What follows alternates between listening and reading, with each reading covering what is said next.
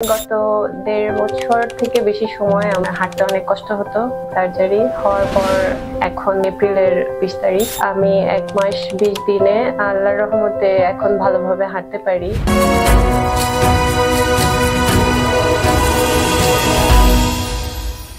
আসসালামু আলাইকুম, আমি ডাক্তার মোহাম্মদ উসমান গনি, হিপ এবং নি স্পেশালিস্ট। আমি বেসিক্যালি হাঁটুর লিগামেন্ট, হিপ রিপ্লেসমেন্ট এবং নি রিপ্লেসমেন্ট নিয়ে কাজ করি। আজকে আমি পরিচয় করে দিব আমাদের একজন সম্মানিত পেশেন্ট যার এভিএন হিপ ছিল।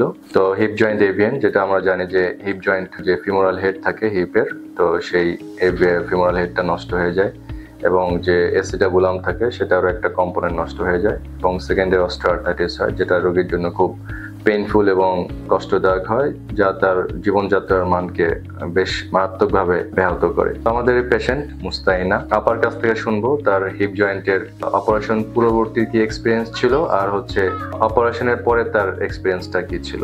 তো আপা প্লিজ আপনার জার্নিটা একটু বলবেন। গত ১.৫ বছর থেকে বেশি সময় আমার ফিমোরাল হেডটা ভাঙা ছিল। আমার হাঁটতে অনেক কষ্ট হতো। হাঁটা ছাড়াও রেগুলার লাইফের যে কাজকর্ম কোনো কিছুই আমি করতে পারতাম না। মনমনি ভাইয়ের কাছে আসার পর ভাই আমাকে সাজেস্ট করেন যে সার্জারি করতে। প্রথমে আমার একটু ভয় লাগছিল, আমি মনোবল পাচ্ছিলাম না যে আমি সার্জারি করব। পরে ভাইয়া আমাকে খুব ভালোভাবে ব্রিফ করলেন। আমি ভাইয়ার কাছে ২-৩ দিন এসেছি। ভাইয়া ব্রিফ করার পরে আমি সার্জারির জন্য প্রিপারেশন নেই। আর ভাইয়া চেষ্টা করেছে যতটুকু কম খরচে আমার সার্জারি করা যায়। তো আমার মার্চের ১ তারিখে সার্জারি হয়েছে, হিপ রিপ্লেসমেন্ট সার্জারি। হওয়ার পর এখন এপ্রিলের ২০ তারিখ আমি ১ মাস ২০ দিনে আল্লাহর রহমতে এখন ভালোভাবে হাঁটতে পারি।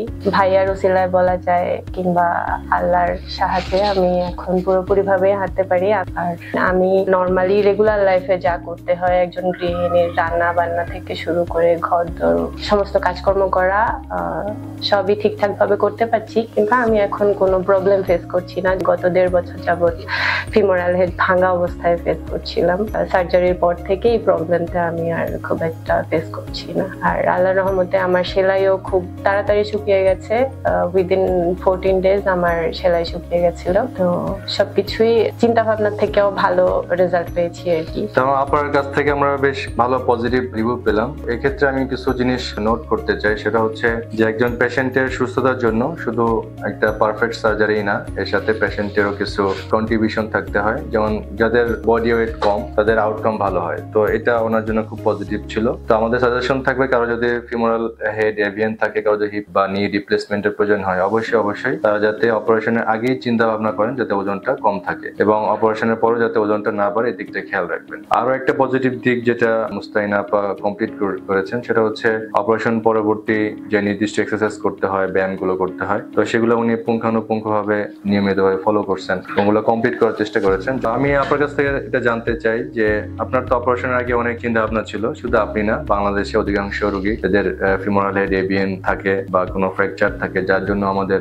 রিপ্লেসমেন্টের প্রয়োজন হয়, অনেকেই আস্থা রাখতে পারেন না। বিভিন্ন জন নানা রকম কথাবার্তা বলে যে এটা আউটকাম ভালো হবে না, হাঁটতে পারবে না, পঙ্গু হয়ে যাবে, বা ইন্ডিয়াতে বা অন্য বিদেশে এই অপারেশনটা অনেক বেশি ভালো হয়, তো আমাদের দেশে হয় না। এই ধরনের চিন্তা ভাবনা আপনার আগে ছিল কিনা, বা এই অপারেশনের পরে এই চিন্তা ভাবনা আপনার কতটুকু ক্লিয়ার হয়েছে আমাদের একটু বলবেন। অপারেশনের আগে আমি আসলে আরো বেশ কয়েকজন ডাক্তার দেখিয়েছি। অনেকেই সাজেস্ট করেছিল যে দেশের বাইরে গিয়ে করতে, ইন্ডিয়া গিয়ে করতে। ইভেন অনেকে এটাও বলেছিল যে ইন্ডিয়াতে খরচ অনেক কম পড়বে। তারপর আমি গুগল করেও দেখেছি, প্লাস যে সার্জনদের সাথে কথা বলেও দেখেছি।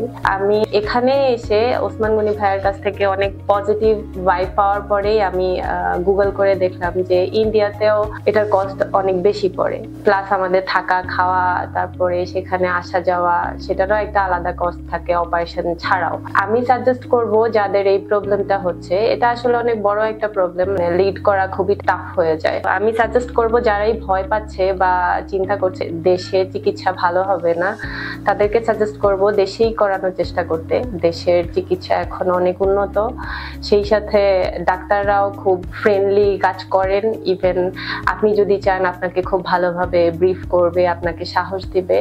তো আমি সাজেস্ট করব দেশের ডাক্তারদের উপর ভরসা করে দেশেই এই সার্জারি করাতে। এবং আপনি তো দেখেছেন যে কস্টের ব্যাপারটা, মানে ডেফিনেটলি আমরা তো দেশি এবং বিদেশের চেয়ে অনেক বেশ কস্ট ইফেক্টিভ ওয়েতে আপনার ট্রিটমেন্টটা, আমরা কিন্তু কোনো ইমপ্লান্ট কোয়ালিটিতে কোনো কম্প্রোমাইজ করে নেই, রাইট? আমাদের কিন্তু সবচেয়ে বেস্ট যে ইমপ্লান্ট, সেই বেস্ট ইমপ্লান্ট সেটাই আমরা মিনিমাম কস্টে আমরা চেষ্টা করেছি। তো এই জন্য আমাদের অ্যাডভাইস থাকবে as a physician, as a surgeon এবং এজ এ ফ্রেন্ড, আমি বলবো যে I am not only a doctor but also a friend. আমার যে পেশেন্ট আছে, তো একজন পেশেন্ট আসলে যখন অসুস্থ হন ডেফিনেটলি তিনি অনেক দুর্বল থাকেন, অনেক উইক থাকেন, মনটা অনেক ছোট থাকে, তারপর যার কষ্ট আসলে সেই বুঝে। তো আমি চেষ্টা করি বা আমাদের সার্জনদেরও চেষ্টা করা উচিত যে একজন রোগীর সাথে একজন ফিজিশিয়ান বা সার্জন হিসেবে না, একজন ফ্রেন্ড হিসেবে তাদের সমস্যাগুলো অনুভব করা, ফিল করা এবং সেই অনুযায়ী এটা সলভ করার চেষ্টা করা। আমাদের অ্যাডভাইস থাকবে যে আপনাদের যে কারোর হিপ বা নিয়ে প্রবলেম হয়, এই সমস্যাটাকে গুরুত্ব দিবেন, এটাকে অবহেলা করবেন না এবং একজন হিপ বা নিয়ে স্পেশালিস্টের তত্ত্বাবধানে যে আপনার রোগটা পরিপূর্ণভাবে অ্যাকুরেটলি ডায়াগনোসিস করবেন। আর এই ডায়াগনোসিস করার পরে এটার যে ট্রিটমেন্ট যেসব অ্যাভেলেবেল আছে, এই ট্রিটমেন্টটা নেবেন, নিজের হিপ এবং নিয়ে যত্ন নেবেন। আর ভালো থাকবেন, আমাদের জন্য দোয়া করবেন এবং আমাদের পেশেন্টের জন্য দোয়া করবেন। না 2 সপ্তাহ 2 দিন, মনে 16 দিন হলো, ইনশাল্লাহ দেখা যাবে যে 1 মাস এবং 1.5 মাস গেলে একদম পুরো স্বাভাবিক।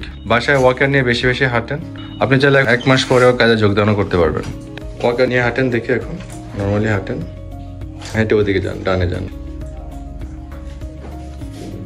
আজকে হলো কেবল 16 দিন, তাই না, হিপ রিপ্লেসমেন্টের। আবার ডানে ঘুরে আসেন। ওকে, এবার ওয়াকার ছাড়া হাঁটেন, দেখি কিরকম পারেন দেখি।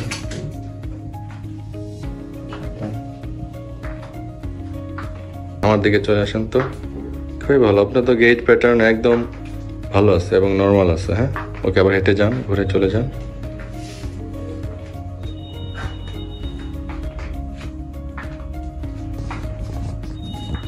এবার ডান দিকে যান।